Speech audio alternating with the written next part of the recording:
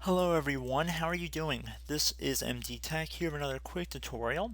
In today's video, I'm going to show you guys how to turn off sticky keys on your Windows 10 computer. So it's going to be a pretty simple process on how to disable this functionality. So we're going to jump right into it, and we're going to start by opening up the Start menu. And you want to type in Control Panel. You want to open up the Control Panel, which should be one of the best matches on that list. And you want to set your view by up here to Category View, and then select Ease of Access.